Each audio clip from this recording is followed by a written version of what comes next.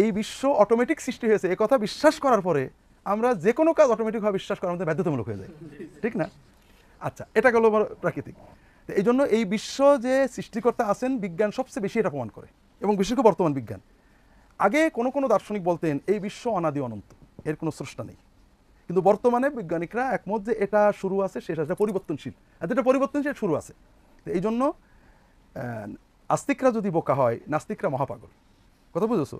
কারণ তোমার সামনে একটা সুন্দর গাড়ি আসলো, কথা বুঝেছো?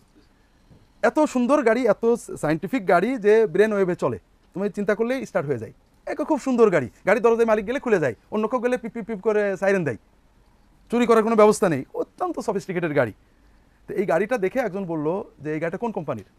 তাহলে আর মেয়ে কোম্পানি না, এই যমুনা সেতুর উপর থেকে ট্র্যাক উল্টে গেছিল, সেই উল্টানো ট্র্যাকটা ঘুরতে ঘুরতে পানির ভিতরে যে যমুনাতে নিচে নেমে এসে এটা গাড়ির বাসি বেশি উঠেছে। হ্যাঁ, এখন যে বলছে কেউ বানায়নি, বলছে কই কোনো কোম্পানির সিলেতে নেই, কে বানিয়েছে জানা যাচ্ছে না, হঠাৎ রাস্তার পাশে গাড়িটা দেখলাম, এটা বোধহয় যমুনাতে বেশি আসছে।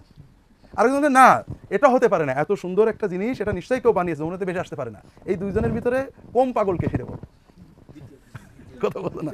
তো এই জন্য এই সমস্ত বুদ্ধিজীবীরা এককভাবে কথা বলেন, তারা যদি সামনে কথা বলতেন তাহলে এগুলো আলোচনা করা যায়। এটা দিনের দায়ীদের দুর্বলতা, আমাদের দিনের দায়ীরা মিডিয়ায় যান না, বিশ্বজগৎ সম্পর্কে কথা বলার সুযোগও মিটে, এত তাদের সুযোগ দেওয়া হয় না, একতরফা বলা হয়। এটা হলো প্রথম কথা। দ্বিতীয় হলো বিশ্বে নাস্তিক খুবই কম। সৃষ্টিকর্তার অস্তিত্ব প্রায় প্রতিটি মানুষ হৃদয়ে অনুভব করে। ধর্মহীন লোকের অভাব নেই, ধর্মহীন লোক অনেক আছে, ধর্মবিহীন অনেক আছে, ধর্মবিরোধী অনেক আছে, কিন্তু নাস্তিক বেসিক্যালি খুবই কম। এটা প্রতিটি মানুষের, যেমন মায়ের সাথে সন্তানের সম্পর্ক।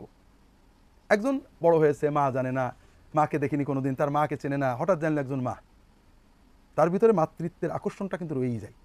এটা জন্মগত, সহজাত, আমার সাথে সাথে জন্মেছে। কথা বুঝতে পেরেছো?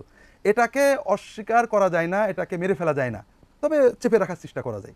কথা বুঝতে পারেন? ঠিক স্রষ্টার প্রতি আনুগত্য, স্রষ্টার প্রতি একটা ভালোবাসা, স্রষ্টার অনুভূতি আমাদের সহজাত। এটা আর কোনো প্রমাণের অপেক্ষা রাখে না। মায়ের প্রতি স্নেহ, মায়া, মমতা, এটা বিজ্ঞান দিয়ে প্রমাণ করা যায়নি। কাজেই মায়ের ভালোবাসা, ভক্তি করা, মায়ের খেদমত একটা ঐচ্ছিক ব্যাপার। কেউ যদি মায়ের খেদমত করে, দ্যাটস ওকে, না করলে আমরা ওটা আইন করে কিছু করতে পারবো না। এটা তোমাদেরকে কেমন মনে হয়? এই জন্য তারা এগুলো বলেন, তারা সুযোগ পেয়েছেন, বলছেন, একতরফা বলছেন। পাশে আরেকজন কেউ থাকলে তারা এটা বলতে পারতেন।